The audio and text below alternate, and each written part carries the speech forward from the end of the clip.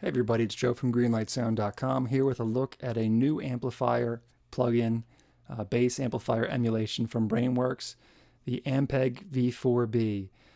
There's a couple things I'm going to do in this video. The first thing I'm going to do is go over the controls, kind of go through what it goes over in the manual so you don't have to read the manual, both in terms of what's on the bass head itself here and Brainworx added FX rack down here. Second part of the video will be going through a bunch of different presets on a bunch of different DI bass tracks that I have imported here. They're all different players, all different basses, to give you a sense of what the plugin can do in different situations. Then finally, I'm going to kind of stack it up against the only alternative to this that I know of, which is IK Multimedia's emulation of this same exact amp, and see how they stack up against one another. If you want to get to that part, or if you want to get to the part where you hear just the audio, click the timestamps in the description down below, and it'll take you right to those parts. But the first thing I want to do is go over the controls of the amplifier, and the very first thing is the input section here. You can be at unity gain, or you can have a 15 dB pad, which is helpful if you've got a bass with active pickups or high output pickups, and you want to kind of pad that sound going into the amp as to not drive it too hard right off the bat.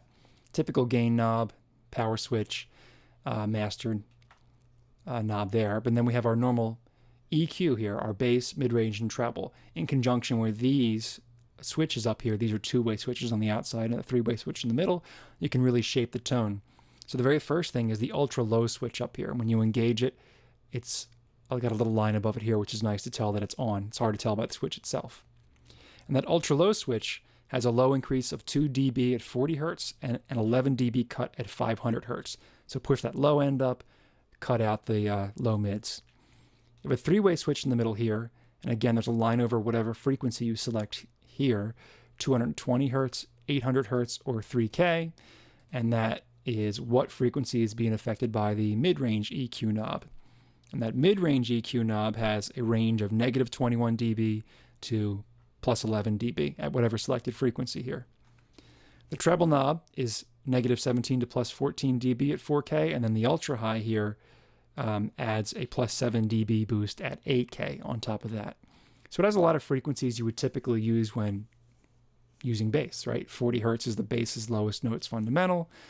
You could cut a lot of mid-range out if you wanted to, or boost it if you want kind of a nosy sound. 4K gives you some of that articulation of the picking or fingering of the bass itself, so really well-chosen EQ frequencies on this amp. For the effects rack portion, you have a noise gate, which is nice if you want to cut out some of that sound in between playing. This part's really cool, the filters that Brainworx included, because of the fact that it's not just a standard filter, but it has this three-way switch. Of course, off is off. The pre-switch, if I were to choose it here, filters a low-end DI before it even hits the amp. So it acts as a typical high-pass filter and cuts everything out. So if you have some low-end rumble that you want to pull out, that's great. The post is really effective, I think, because the post, what you can do is filter the amp sound only. So you can have that clean DI bottom end come through and get the character from the upper range of the amplifier and have those work in conjunction, which is a common trick. You can use the low end from the DI and then the character from everything else above, say 100 Hertz or something, for the bass tone. So that's really cool. You can do it within the plugin itself. And the high end works the same way. The pre and post switches work the same exact way. Pre would be the DI and the amp are filtered. Post is just the amp filtered. And they're sweepable all the way from 35K down to 3K, and the low end is from 30 Hertz all the way up to 3K. This input gain and power soak, in conjunction, you can really, with these two, you can really drive the amp. So if you push this input gain up and pull that power soak down, you can have the effect of having a really distorted, driven amplifier without getting too loud. That's what the power soak does. It kind of pulls some of that volume out as you're playing. The horn here, the switch, on the Ampeg 8x10 cabs, they included a piezo horn which added to the attack of the tone. And you can add that separately to all the different modeled cabinets you have in here. There's a whole bunch that Brainworx modeled, the 4x10, the 8x10, some 1x15s. We'll go through this in a second too, so you can turn that horn on or off there.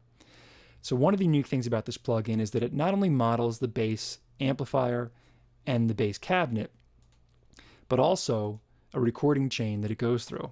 If I click this RC info button, it'll show you exactly how it was done. You could show the cabinet that was used, the microphones that were used here to capture the signal, and the preamp that was used for the mics. In this case, it's always going to be a Neve VXS console, and if there's EQ applied, there you go, some EQ on this particular impulse response by the VXS. So it's the amp itself, it's the cabinet, plus it's the recording chain going into a console that you're hearing through this thing.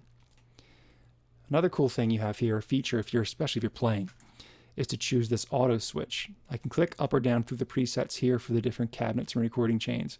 But if I hit auto, I can choose to have the preset change every bar, 2 bars, 3 bars, 4 bars, or 8 bars, which is really helpful if you're playing bass, to not have to stop, grab the mouse, click a different preset, start playing again.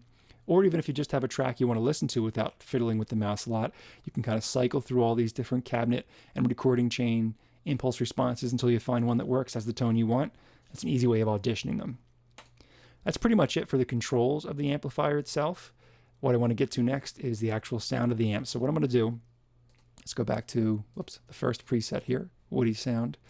We're going to listen to our first bass part by itself, and I'm just going to click through the first 4 presets for this bass part. Here we go.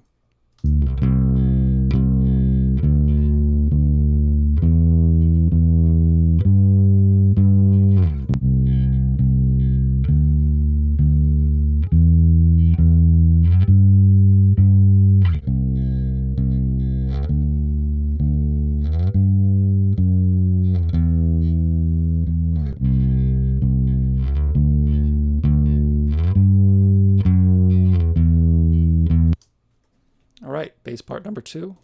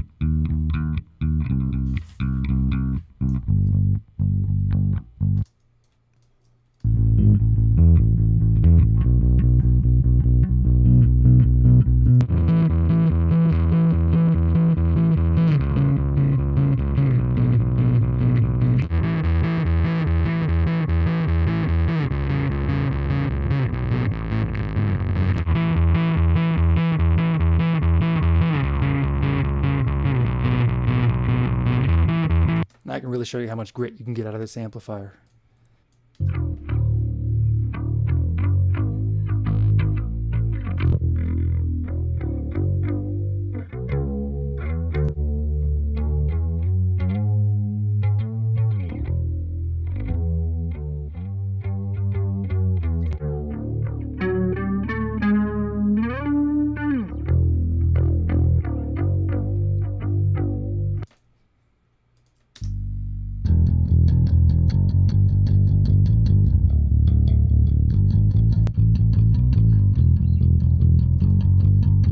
All of them. The next thing I want to do is go through what happens when you cycle through these different cabinets and recording chains and see how much they affect the tone while keeping the preset exactly the same. So I'm going to stick with this bass part right about here. I'm going to put on the auto button so that it changes every bar. Stop it there, put it back on the first one, and you can hear how it goes through each cab and recording chain, every bar, and kind of changes it through there.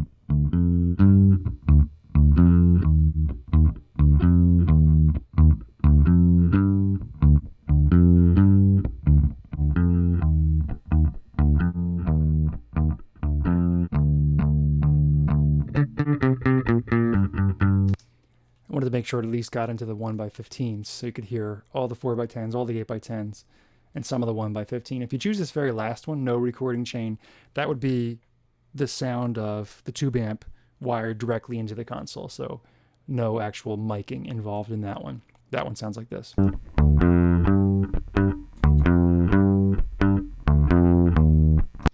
So you can see how the combination of EQ on the amp itself, how hard you drive the amp for the grit it can get, the filtering here, the input gain again for driving that amp harder, and this recording chain, you can get a huge variety of tones, tube bass tones out of this, which is really cool. So the last thing I'd like to do now is compare it to the only known alternative that I know of, which is Amplitude's version of this same exact amplifier. I'm going to stack them up side by side here. The first thing right off the bat, at least if you have a high-res monitor, the Brainworx Ampeg looks better than the Amplitude one does. It's just a sharper image. The very first one you're going to hear is the Brainworx version. Then we're going to hear the IK Multimedia Amplitude version. Here's Brainworx.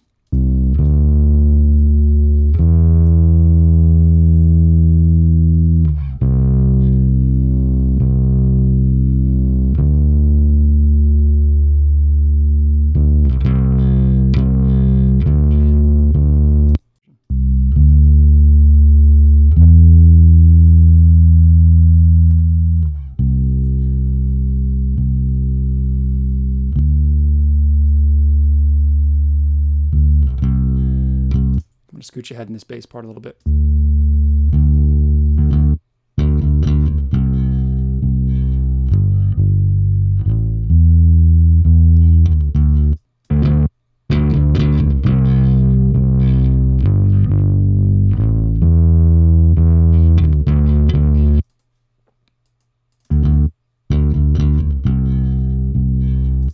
So just my subjective opinion, this Brainworx version of the Ampeg bass amp captures some more grit, a little bit more tone out of the amp itself, whereas the IK seems a little bit more full in the low end, but doesn't have that bite of a real amp, at least in my opinion. I've never actually played through this Ampeg amp myself, so I can't be sure if it's matching the actual amp itself, but just my subjective opinion, the Brainworx one is a really cool tone that I like better than the IK Multimedia tone. So there it is, the Brainworx Ampeg V-4B bass amplifier plugin. Don't forget to subscribe if you haven't done so already. Let me know if you have any questions or comments down in the comment section below, and I'll see you in the next one.